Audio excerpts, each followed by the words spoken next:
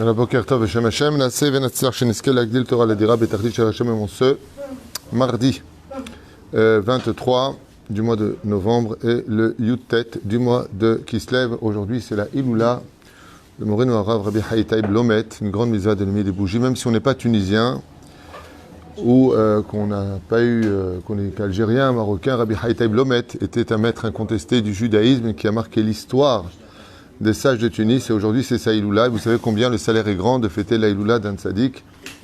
Bezrat Hashem, d'allumer une bougie pour lui, de mettre une tzedaka pour lui, de lire des teilim pour lui.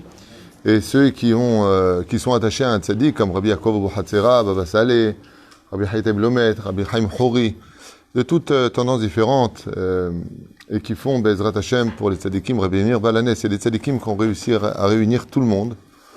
Hein? Yutet Kislev. Il y avait quoi? Qui c'est qui est marié? Libération du...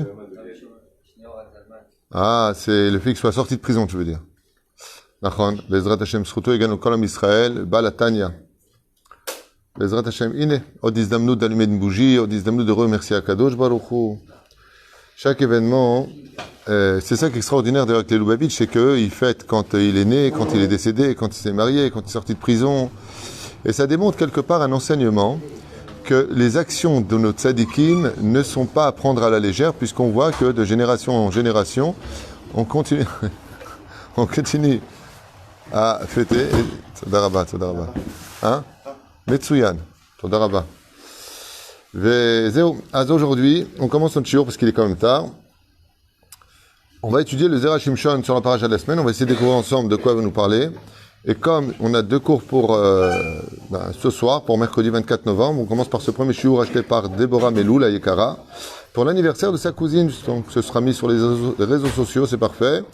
Simcha Bat Elisheva, santé, longue vie, beaucoup de bonheur, Emouna, un grand Mazal Tov pour la bar mitzvah de son fils, une grande Parnassa, et tout ce qu'elle désire, Kol HaKavod à Deborah Meloul, d'abord acheter ce shiur, ça nous aide, ici au Kollel, et en plus de cela, pour offrir à sa cousine, Simcha Bat Elisheva, Bezrat Hashem. Simcha, c'est la joie, Bat Elisheva, fille des 7 puits, c'est les 7 sphirotes, Bezrat Hashem, qu'Akadosh Baruch Hu l'accompagne sur tous ses chemins, Yom Uledet Sameach, Mea Ve'esrim Shana, elle et toute sa famille, Bezrat Hashem, et toute sa descendance, que le mérite du Zera Shimshon. Je rappelle que ce livre-là, comme vous le savez, pour toutes les ségoulottes, Biyotse Minaklal, celui qui veut une bonne parnassa, se marier, des enfants, étudiera tous les vendredis soirs le Zera Shimshon, comme ça il a promis, puisqu'il a pas eu de fils, il n'a pas eu d'enfant, il a écrit son livre Zera Shimshon, la semence de Shimshon, pour dire que tout celui qui étudiera son fils, son livre sera considéré comme son fils. C'est un petit peu la ségoula. Et j'entends beaucoup autour de moi de gens qui ont vécu des miracles sur ce livre-là. Donc on commence tout de suite. On pensera à, bien entendu, Refoua Shlema, Shel Kol Harishima, Shel Anu, Moratimi Akdosha, Vateora, Bezrat Hashem, le corps d'une longue vie, une bonne santé. On pensera à Viviane Bat Esther, Sarah Tara Bet Frat Mira, Meir Ben Rivka Pitousina et Ben Esther, Chai Libracha Bat Whitney Sharon, Inon Chai Ben Routi. On pensera à notre ami en face, Ilana Bat Miriam, Refoua Shlema, Anouchlou Ben Sarah, Chaya Rochama Esther Bat Rivka, Baruch Ben Ruth Sofan, Meir Ben Ruth Sofan, Bat Mesaouda, Nathan Yosef Ben Yudit Nissim Ben Simcha Sabar Shmaya Shlomo Ben Johanna Yana Chana, Bernard Moumoun Ben Jan Chana, et tous les malades d'Israël, Nishmat Kol Met Israël Bichlala, Met Areshima Shelanu, Georges Simcha Alice, et on commence tout de suite. Vayim Tsaïou. Nous sommes dans la paracha de Vayeshev. Vous connaissez le contenu de cette paracha très spéciale qui nous parle des rêves de Yosef Hatzadik. On en parlera en long et en large. Quoique je rappelle que sur Torah Traim, vous avez 4000 cours qui vous attendent, dont au moins 13 à 15 cours sur la paracha de Vayeshev, sur toutes les parachiotes, si vous aimez la façon, mon enseignement, ce que je transmets.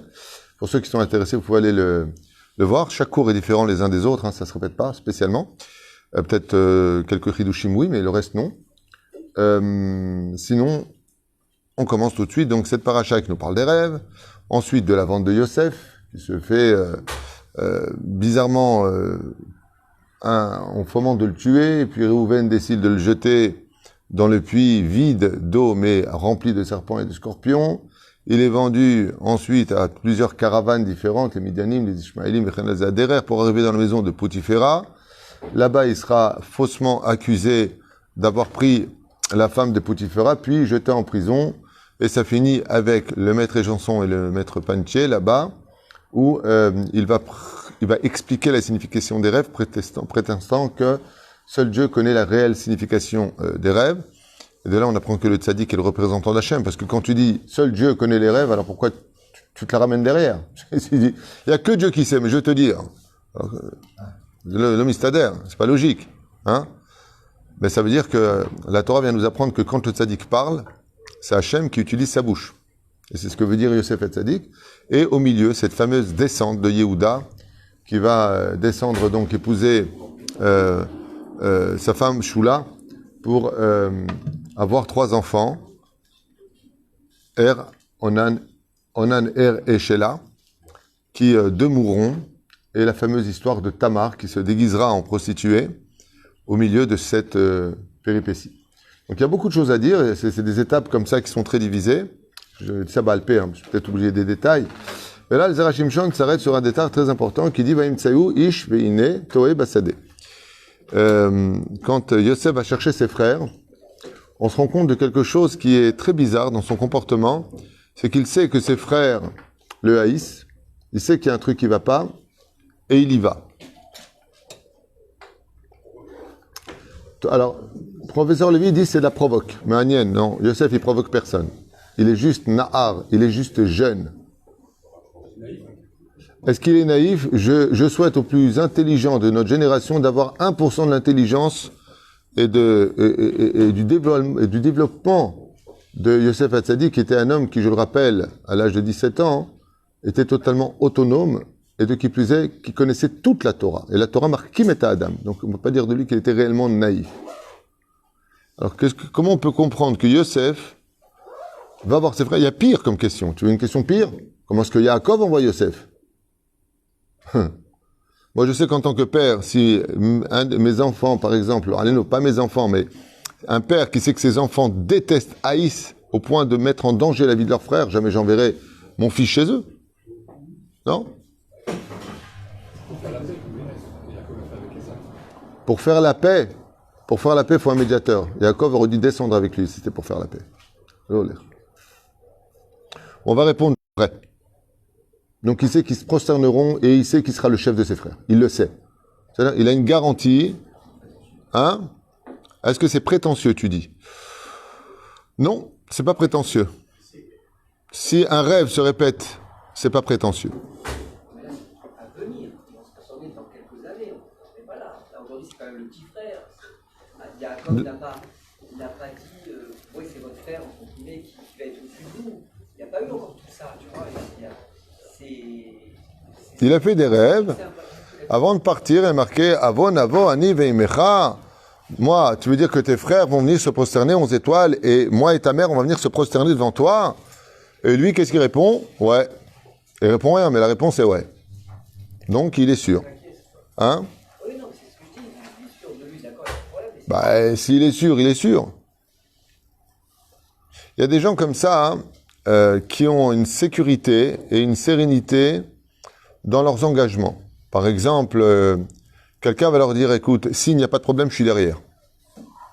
Il signe. Ah, tu prends des risques. Non, mais il a dit qu'il était derrière. Yosef Hatzadik vit Dieu dans tout ce qu'il fait, tout ce qu'il pense, tout ce qu'il dit. Il sait que Dieu s'adresse à lui. Il sait que les rêves, surtout à cette époque, pas comme aujourd'hui, on est véhiculé par toutes sortes de pensées différentes, parce que sur Internet, il y a tout. Donc aujourd'hui, les rêves n'ont vraiment plus de signification. Mais, quoique, il y a des signes pour ça. J'ai fait un cours sur les rêves, comment la psychanalyse des rêves, comment savoir quels sont les signes pour savoir si un rêve est vrai ou faux, à quelle heure il a lieu, s'il est répété, s'il a été fait par une autre personne. Et plein d'autres conditions qui sont déjà expliquées dans les shiurim. Aval Baofen Ikroni, à cette époque-là, oui, les rêves étaient mashmaoutim, significatifs. Yosef Hatzadik qui part pour plusieurs raisons. La première, c'est qu'il sait que son rêve va se réaliser, il n'a aucun doute. La deuxième, c'est qu'il est complètement conscient, à son niveau à lui, que même si ses frères sont fâchés contre lui, eh bien, ils ne pourront... Hein? Ah oui, oui. Il est complètement conscient que ses frères n'iront pas jusqu'à le tuer, ils peuvent le condamner en lui disant « Tu ne fais plus partie de la Chevra Kadisha ». Mais de là, le tuer, l'avoir caché. Alors, Merkacha. Yosef recherche ses frères, il n'a pas de boussole et il se perd dans les champs. C'est bizarre que on trouve un homme qui se trompe dans les champs. En général, il savait se diriger. Et donc, il se trompe dans les champs et voilà qu'il rencontre un Ish, le mort Matevakesh, qui lui dit, qu'est-ce que tu demandes? Vayomer, etachai anuchi mevakesh. Ce que je demande, c'est mes frères. C'est-à-dire qu'ici, on a un message très passif et philosophique de la part de Yosef HaTzadik qui recherche ses frères. C'est-à-dire, vous verrez que tous les tzadikim recherchent toujours leurs frères. Un tzadik, quand il voit un autre juif, il voit un frère en général. Un vrai tzadik. S'il a un certain âge, il voit un fils. C'est pour ça que d'ailleurs, dans la chrétienté, ils ont repris cette dimension de la Torah pour appeler une personne qui représente Dieu mon père, et sinon mon frère, ma sœur. Hein? Les moines sont appelés mon frère, quand c'est une belle sœur, ils appellent ça une bonne sœur, ils appellent ça ma sœur. Ça vient de la Torah. Tout vient de la Torah. Seulement, ça a été après trafiqué. Mais donc, ensuite, il est marqué Vayomer Aish Nas'u Misé. Ils sont passés par cela, ils ont voyagé par ce chemin-là, et il le dirigera vers la direction Adotaina, là où se trouvent ses frères, un endroit d'ailleurs de catastrophe. Chachamim Zichron V'Racha Gilou Lanu Bamidrash dans Bereshit Rabbah, il y a marqué Sheshlosh Malachim Shenizdamnu li Yosef Be'ota Sha'a. Les trois anges qui se sont présentés à Yosef au même moment. Pourquoi on sait qu'il y avait trois anges? Parce qu'il y a trois fois le mot Ish. Et la Gemara nous dit En Ish El A Gavriel. En général, quand tu lis le mot Ish, comme j'expliquais d'ailleurs dans un autre shiur, c'est l'ange Gavriel. Advarim Meduyakim Bepasuk. Chez Shalosh Pa'amim, Uskar Bo Amila, Ish Shenemar, Baim Tsaeyu. Ish, il a trouvé un Ish.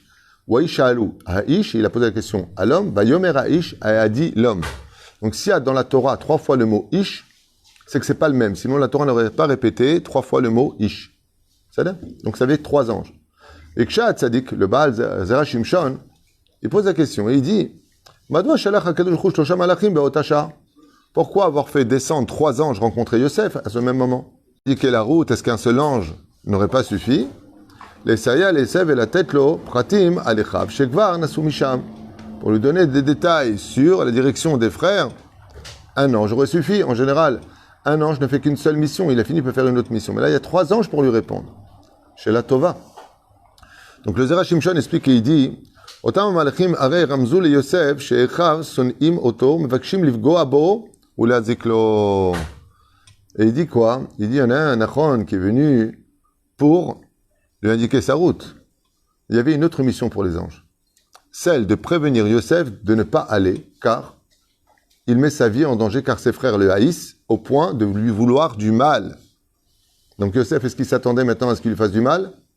Oui. Et dans ce cas-là, regardez comme c'est beau comme explication, il dit, pour ne pas que ce soit pris comme du moti shemra ou du lachonara, Dieu l'a envoyé des anges. Les anges ne font pas de lachonara. Parce que si on vient, par exemple, tu viens quelque part et quelqu'un te dit, tu sais, lui, il veut te faire du mal, qui te dit que c'est vrai? Peut-être c'est du moti shemra, peut-être qu'il a un intérêt dans l'histoire. Azakadosh Baruch Hu, il a envoyé des anges. Et des anges ne sortent que le bien, car comme explique le Rav Kook, un ange, c'est quand une idée de Dieu se concrétise. Déjà une pensée, pour que ça se concrétise, ça devient un ange. C'est l'intermédiaire. Alken idgalulo shlosha malachim shamru lozot. J'arrive. Vekar ratzu amalachim she'avin shekasher shlosha anashim omrim lo oto davar. Donc maintenant, vous allez comprendre quelque chose de très important. Bracha v'atzlacha tzadik. Pourquoi trois anges? Je pose une question. Alors, Bon Omar, si c'est comme ça, comment t'appelles ton prénom? Rouven Cohen, à marier d'ailleurs, si je veux, beau gosse. Quel âge tu as? 21 ans. Donc, s'il y a quelqu'un, 21 ans, beau gosse à côté de moi, très érudit, sympathique et beau gosse. Cohen en plus. On va Birkat Cohenim tous les jours à la maison. Omer Kacha, tu sais que j'ai fait ça avec Yosef, Lalou, bah sauf qu'il s'est marié. Ça a marché. Pose la question ici, si c'était un pour dire où est la route, deuxième ange pour lui dire tes frères te veulent du mal, alors pourquoi trois anges? C'est ta question. Excellente question. Vous avez une réponse? À quoi il sert le troisième ange?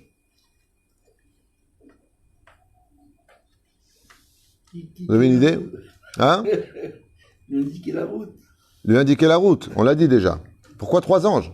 Il aurait suffi d'envoyer 2 anges.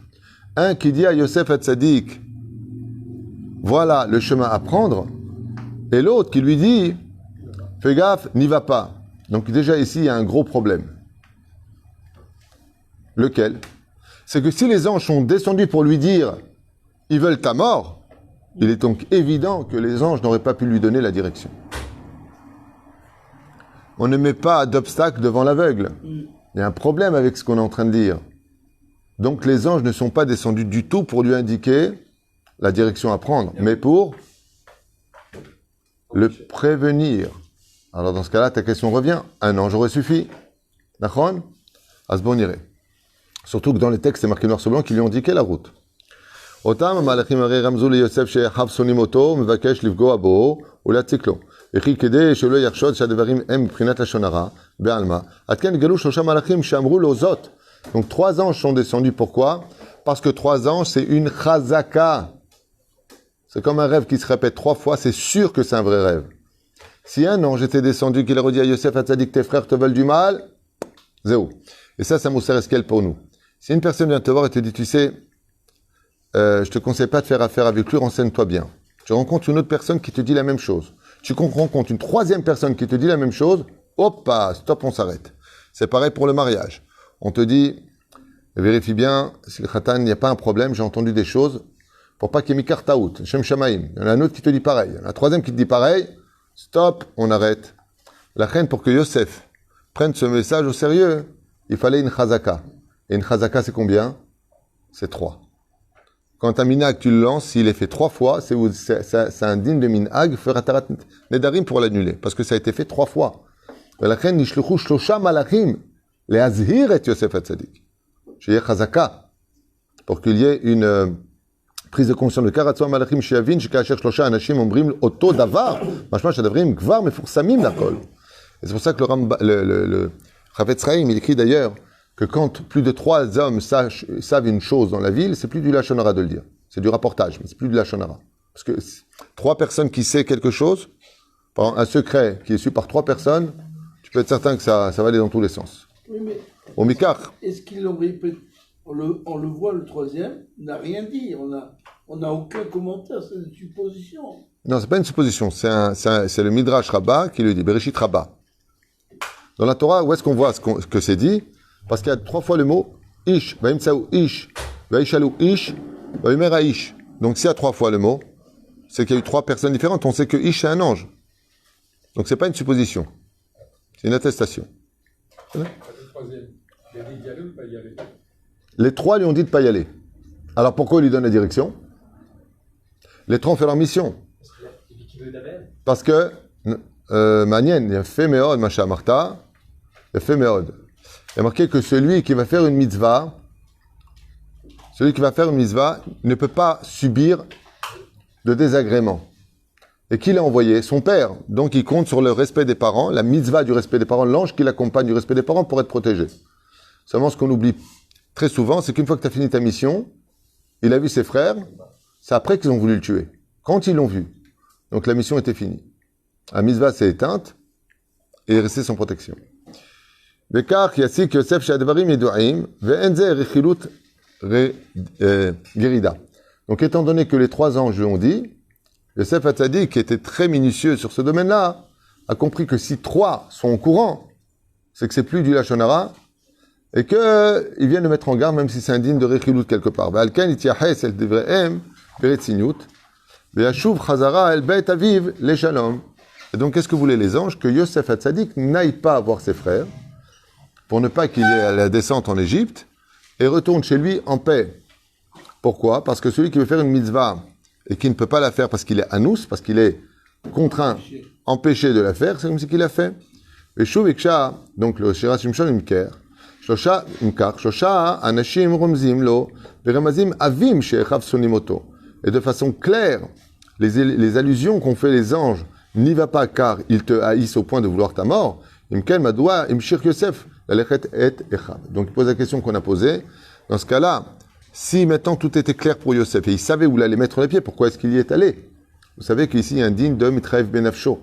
Si tu sais que tu peux perdre ta vie en faisant une chose et que tu le fais, tu rendras des comptes comme un suicidé.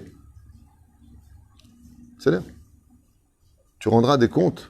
C'est comme une personne qui décide de descendre à plus de 10 mètres de profondeur dans l'océan, et il sait qu'il a un souffle au cœur. Et il veut quand même le faire. Il sait qu'il prend un risque. Dans la Torah, cet homme-là est indigne de se suicider. Pourquoi tu prends un risque? Assur lecha. Tu n'as pas le droit de te mettre en danger. Et Yosef, il se met en danger. C'est la question qu'il pose. Dieu, il t'envoie 3 anges. On parle de Yosef Hatzadik, qui avait l'habitude de voir des anges dans la maison de son père. Ok? Ils lui disent, n'y va pas. Il a compris qu'Alpi Alacha, Bémet, ils l'ont pris. C'est une chazaka, c'est 3 personnes. Et malgré tout, il y va. Et là, le Zera Shimshon, il dit comme ça, Adavar Balelamdenu, Rabot Mahashavot Belev Ish Va'atzat Hashem Itakum. L'homme est rempli de projets toute la journée, et seul ce que Dieu a décidé se lève. Et la reine Kevan Shenigzar al Yosef, la redet Mitzrayim, Arei Shelo Azar Lo Dabar, Ubo Beyom Nimkar Mitzrayim.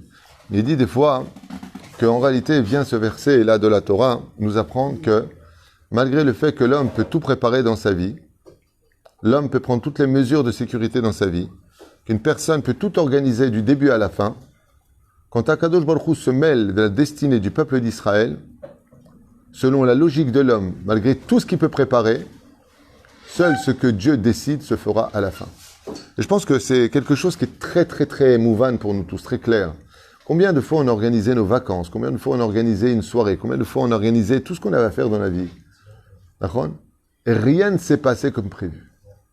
Pourquoi ? Parce qu'il dit ici que, étant donné que Akadosh Baruch Hu, malgré tout, il avait besoin que Yosef descende en Égypte, il va créer un switch dans la tête de Yosef Hatzadik, qui, lui, qui était si clairvoyant et si intelligent, au point de comprendre la signification des rêves, de lire à travers les mots qui pouvaient s'exprimer dans les rêves, vivre la réalité, eh bien, viens ici, dit le Zera Shimshon, te faire comprendre que, des fois, tu vas être téléguidé pour le meilleur comme pour le pire. Vous savez qu'il y a des hommes d'affaires qui ont fait des très hautes études, et des fois, ils vont commettre des erreurs qui sont incroyables, qu'un enfant de 5 ans n'aurait pas commis.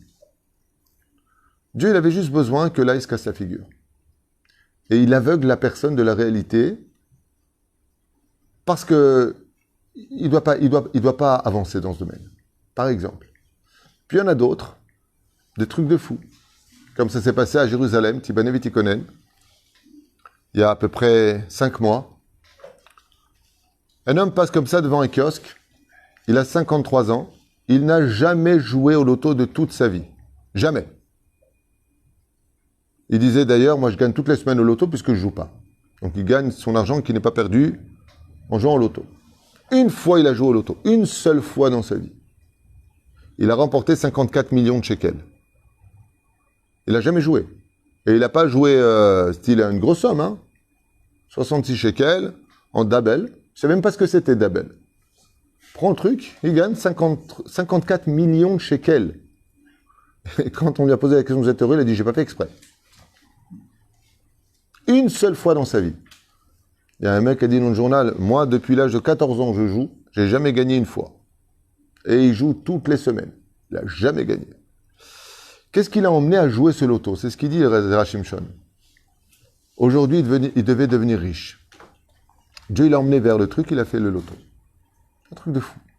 Il n'a jamais joué, il n'a jamais été intéressé. Et le pire, c'est qu'il n'a pas spécialement besoin, quoi. Mais il a fait peut-être une action, ou que peut-être que maintenant, dans sa réincarnation, est venue son épreuve de devenir riche pour voir comment il allait se comporter. Ça, c'est les contes divins. Aval, dans la vie, combien de fois on devait faire quelque chose qui ressemblait à ce qu'on voulait vivre, et ça ne s'est pas réalisé. Ça me rappelle l'histoire que je vous avais racontée à propos d'Ouman, mon copain, Shachar, qui n'était pas du tout religieux, anti-religieux.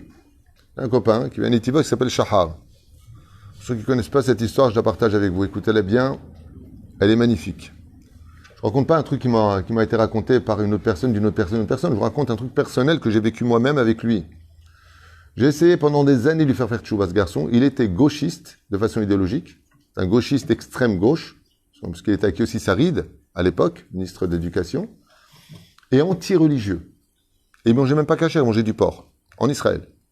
Vous voulez rien entendre. Et le bonheur qu'il a eu, qui était son malheur, c'est qu'il était hyper beau et blindé. Son père est Kablan, fait des immeubles, des trucs comme ça. Donc, vous comprenez la vie qu'il a. travaille avec son père, il a la Mercedes en bas, il a un physique de rêve, il a la santé, tout va bien pour lui dans la vie. Il a fini son service militaire en Israël, et puis voilà que la vie prend. Il a 22 ans, 23 ans, et à Kol Tov a fait. Tous les copains qu'il fréquente sont de gauche aussi, des gens à idéologie de « faut profiter de la vie, mangeons, buvons, car demain nous mourrons ». C'est un peu leur philosophie. Et puis il a un copain qui l'appelle, il lui dit « Dis-moi, Shachar, t'as pas envie qu'on aille en Ukraine ?» Il lui dit « Pourquoi faire ?» Il lui a dit « À quand je t'envoie, tu vois les photos, c'est un truc de ouf. Il y a des meufs là-bas. » Il lui dit « Waouh, waouh, waouh. Blèche flouche.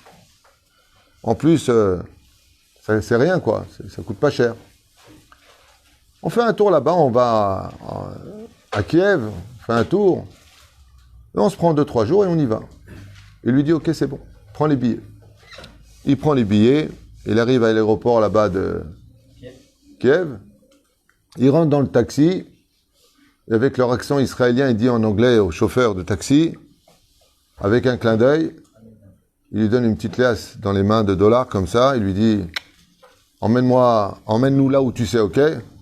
Et le taxi, il dit « Il n'y a pas de problème. » Seulement, comme ils n'avaient pas dormi avant, ils ont dormi pratiquement toute la route. Il y a presque 2h30, 3 heures de route, 3 heures de route au moins, pour aller à Ouman. Et bien entendu, le taxi, des Israéliens qui me demandent de les emmener là où je sais, il n'y a qu'une adresse. Et ils les emmènent sur la tombe de Rabbi Nachman de Breslev. C'est Ramazé. Ils sont venus maintenant pour voir des prostituées, pour s'éclater avec les meufs, le casino, machin, truc chouette.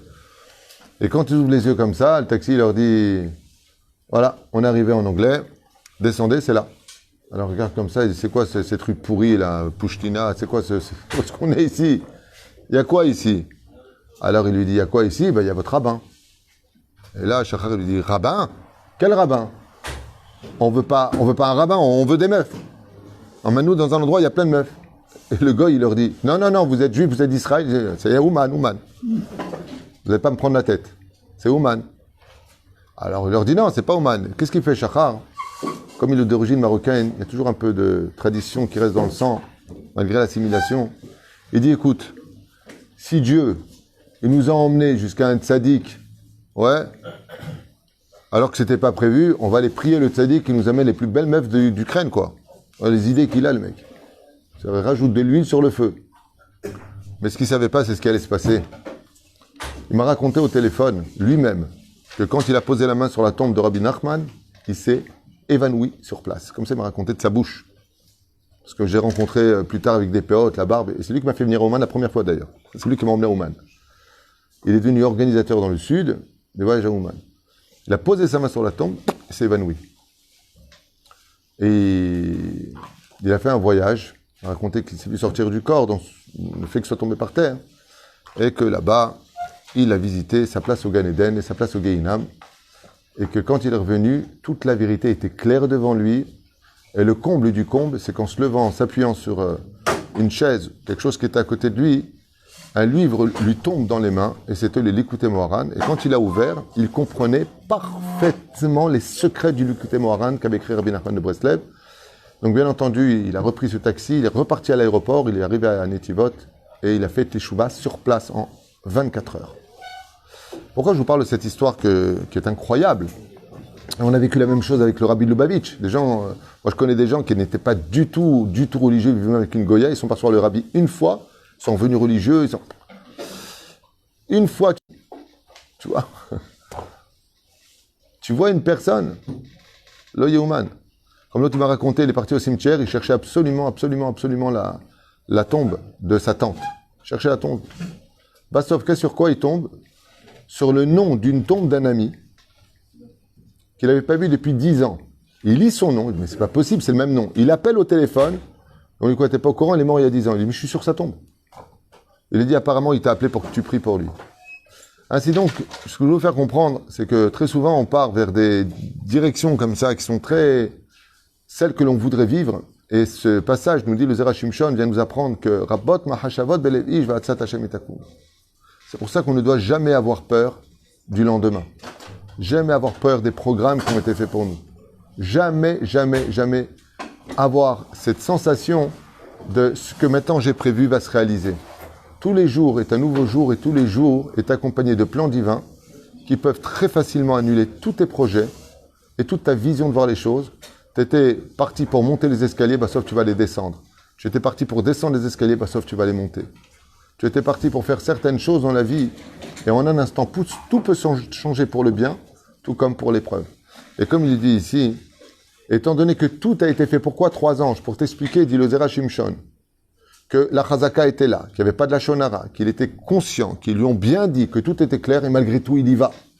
Pour t'apprendre que dans la vie, tout est pour le bien. Même si des fois, rien ne s'est passé comme tu le voulais et que tu as tout pour te mettre les nerfs, je comprends pas, tout était prévu. Normalement, je devais gagner tant par mois, j'avais acheté la maison, Basofma, tout s'est annulé. Lama, parce que Akadosh Baruch Hu, il a prévu autre chose pour toi et que la direction que tu as prise ne correspond pas au plan divin. En d'autres termes, tu n'es pas toujours responsable de ce qui arrive. Fais attention, ne sois pas trop dur avec toi. Et c'est pour ça qu'après chaque épreuve, il est très bon de retrouver immédiatement le sourire. Pourquoi? Parce que derrière cette nouvelle scène théâtrale que nous vivons au jour le jour, eh bien, se cache en réalité quelque chose de beaucoup plus grand pour nous protéger. Comme cet homme qui avait juste oublié un papier chez lui à la maison, un document, il est retourné chez lui et sa femme venait de faire un malaise. Elle lui a dit, tu te rends compte, si j'avais pas oublié ce document, tu aurais été par terre, parce que c'est vraiment évanoui, c'est lui qui l'a amené à l'hôpital. Eh bien, pour ce document-là, heureusement qu'il est arrivé. Et pourtant, il raconte que quand il est arrivé au bureau et qu'il a oublié son document, il a commencé à crier dans tous les sens du terme. Oh mince! Il n'a pas dit mince, il a dit autre chose. Ouais. C'est permis en colère, jusqu'à ce que j'ai trouvé une place en bas, ça me saoule. Pourquoi j'ai fait ça? Il en voulait même à Dieu de comment j'ai pu oublier ce document. Il est retourné chez lui pour prendre ce document. Et au moment où il ouvre la porte, c'est sa femme qui s'évanouit, elle a été hospitalisée. Todala elle, il a dit que j'ai oublié ce document. C'est exactement ce que vient nous enseigner ici le Zera Shimshon. Quand les événements arrivent, Altir As, parce que derrière tout cela, c'est vrai qu'il descend en Égypte, c'est vrai qu'il va être vendu, c'est vrai qu'il va faire 12 ans de prison, c'est vrai tout cela, mais il va juste devenir roi d'Égypte pendant 80 ans, à sauver, et devenir le père de la nation d'Israël en galoute. Et c'est grâce à lui qu'on sortira du pays d'Égypte, grâce aux ossements de Yosef. Donc, est-ce que c'est bien qu'il est descendu? Est-ce que c'est bien que ça soit passé comme ça? À la fin, à Kol et Tova. Une question. Dans le cas où, par rapport à l'histoire de la personne qui est partie en Ukraine, pourtant, il est marqué dans le Verkavot, celui qui, là où ses actions l'amènent là où ils veulent, c'est-à-dire que ces gens l'amènent là où ils veulent, c'est-à-dire qu'est-ce qu'il me fait vraiment fauter? Alors... Oh, tu dis quelque chose de très profond. J'ai compris ça, parce que profond, je vais te la ramener 10 fois. Mais c'est profond ce que tu viens de dire. L'homme est emmené là où il veut aller. Il veut aller voir des prostituées. Pourquoi il a été à Ouman? Alors, il y a 2 réponses à ça que je peux te donner. La première, c'est qu'on ne va pas chez le tzaddik, c'est le tzaddik qui nous invite. Donc Rabbi Nachman, dans le ciel, il a vu une neshama qui pouvait ramener et il a emmené. Le roi David, il répond à cette question, il dit « Il m'arrivait souvent la nuit de me lever, de vouloir aller vers une de mes concubines, mais mes pieds, Bassov, m'emmenaient au Beth Midrash étudier toute la nuit. » C'est-à-dire que des fois, à l'image de la rose, eh bien, quand tu montes la tige, c'est que des ronces, mais ça finit par des pétales. Pour tromper le Yetzer Hara, ça commence des fois un peu tordu, mais en réalité, c'est pour arriver à quelque chose de droit. Première explication. Deuxième explication, c'est que dans la réflexion que tu as eue se cache la réponse. L'homme est emmené là où il veut aller. S'il a fait tchouva, c'est qu'au fond de lui, il vivait un mal de vivre, où il aurait bien voulu comprendre pourquoi il était si hostile à la Torah, qu'au fond de lui, il voulait faire tchouva. Mais ça, c'est ce qu'on appelle Behadre Chadarim. Comme c'est marqué dans le Teilim 7, verset 10, Dieu sonde le cœur et les reins de l'homme. Pourquoi marqué il sonde le cœur et les reins de l'homme? Le filtre. Pour t'apprendre que Dieu ne lit pas simplement les pensées de l'homme. Des fois, simplement, un homme, c'est complètement assimilé. On a un seul soupir, il est comme ça. Pourquoi je suis ce que je suis? Il ne veut pas faire tchouva, mais il s'en veut d'être ce qu'il est. Il sait qu'il n'est pas sur le bon chemin. Ce soupir, c'est un ange qui monte devant Hachem et qui exige la teshuva parce qu'au fond de lui, Béhémet, il voulait faire tchouva. Et s'il a fait tchouva, c'est qu'au fond de lui, il le voulait, sinon, il ne l'aurait pas emmené. On a vu avec Pharaon, on a vu avec d'autres personnages, que même quand il dit c'est bon, je fais tchouva, Dieu leur dit non, c'est fini. Parce qu'au fond d'eux, ils ne le veulent pas. Ils utilisent la teshuva comme étant un moyen de sauver encore un peu leur vie. Micha mocha ba'ilim Hashem. Baruch Adonai l'olam, amen, amen.